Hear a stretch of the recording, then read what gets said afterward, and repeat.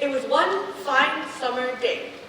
The skies were clear, the school bell had just rung, signaling the end of class.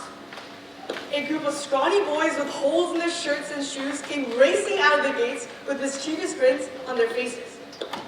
They ran until they reached the shaded spot with the bushes, and they threw their backpacks into a big pile and sat down into a hushed circle. Today was the day. Their schemes and plans had finally led to this one day. The fruit heist was today. They set their plans to steal the ripe fruit from the trees of an unsuspecting neighbor into motion. When my grandfather talks about his childhood, it sounds like an epic adventure movie. He and his friends would spend hours wading into rivers with no clothes on to catch fish. They would steal the fruits from the trees of unsuspecting neighbors and engage in high-stakes kite-flying battles. They were like a band of scrappy underdogs, conquering the world one sweet, juicy, and ripe fruit at a time. I would listen, wide-eyed, imagining the laughter, the mud on their faces, and the absolute freedom of it all. Then, I'd look at my own life. My world, my childhood, it wasn't made of rivers or mango trees. It was made of textbooks, screens, and scheduled vacations. The biggest adventure I ever had was this one time where my cat went missing and our whole family freaked out. It's like our childhoods were from two different planets. His was all grit and adventure, and mine was all textbooks, screens, and 5G. I didn't have those epic stories, those scrapes and bruises that my grandfather treated like medals of every time he did something brave. I didn't have mangoes. So as time went by, I began to wonder, what happened? What changed? How did generations go from battling the elements to battling autocorrect? The answer is technology. Average Gen Z screen time is around 9 hours a day, with 1,574 minutes monthly being spent on YouTube, 755 on TikTok, 512 on Instagram, and many other minutes spent on other platforms like Pinterest, Reddit, and Snapchat. The average attention span has dropped from 12 seconds in 2000 to a mere 8 seconds in 2020. Technology and modernization have revolutionized the way that we view the world and everything we do in the lives that we live. But it's also transformed the way that we grow up. Childhood today is less about climbing trees and more about climbing ranks in Brawl Stars. We traded adventure for convenience. Now, let me tell you another story. The time my grandfather and his friends tried to catch a single fish with their bare hands. They had flung their clothes to the side and waded into the water, where they eagerly pushed through the plants to find any sign of life. When they finally caught a fish, there was this incredible sense of pride. Not because they were fed for the day, but because they had earned it. Now contrast that with today.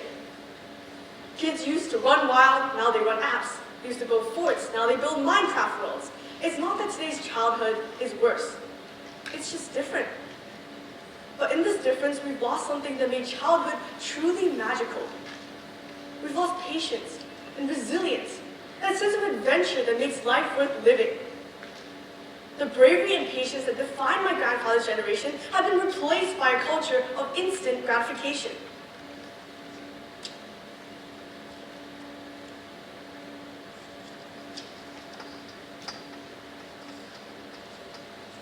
There, that was 8 seconds. Were you guys bored? I bet you were. Look at that attention span, huh? I saw all of you guys were so shocked at the stats, now you know it's true. So think about it. Patience, it barely exists anymore. Just look at the way that we text. The word you has become the letter U.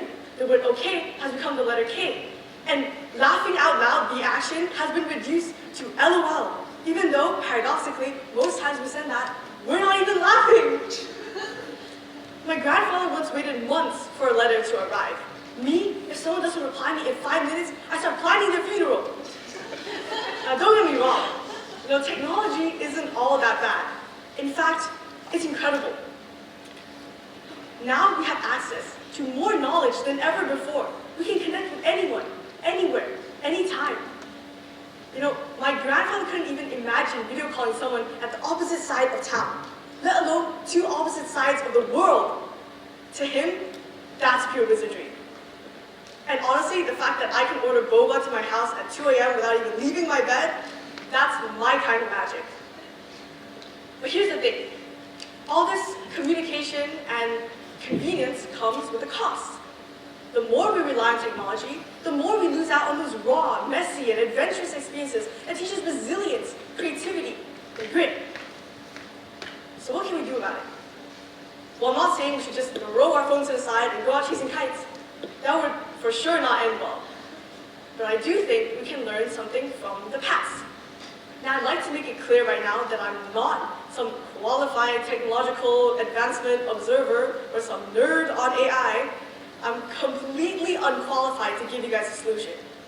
But as Gen Z likes to say, hear me out. Instead of giving you guys a solution, I'm just going to steer us into the starting point of finding one. So here's two thoughts for this. The first one being, we've understated and overlooked the importance of boredom. You know, social media and games, etc., all that was invented actually to cure boredom. But boredom is in fact not a curse, but a gift. Ironically, one of Steve Jobs' most famous quotes is, I'm a big believer in boredom.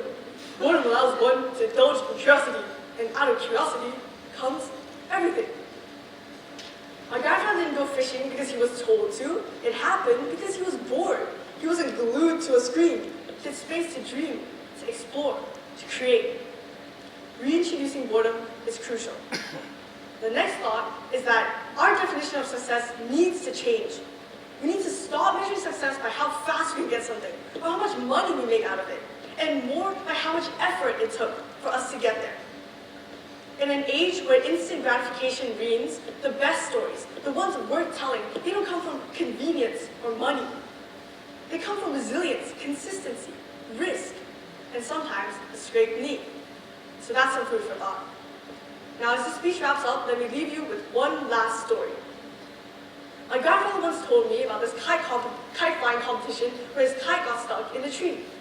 Instead of giving up, he and his friends spent hours trying to figure out how to retrieve it.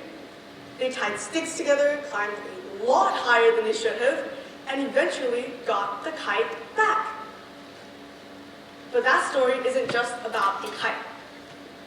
It's about determination. It's about teamwork. It's about finding joy in the struggle. So here's my challenge to all of you. What's your kite? What's the thing you let go of because you thought it was too hard or too inconvenient to attain? Maybe it's time to climb that tree and get it back. Because I think, even if we all can't agree on a solution to this, or if there even is a solution to this, it's become clear that the best stories, the ones that we save with us for the rest of our lives, aren't the ones that we stream or scroll through. They're the ones that we live through. So the next time you're tempted to spend hours scrolling, think of my grandfather and his friends. Standing by a river, clothes probably in a pile somewhere, chasing fish with nothing but their hands and a dream. And ask yourself, what's your version of that? Thank you.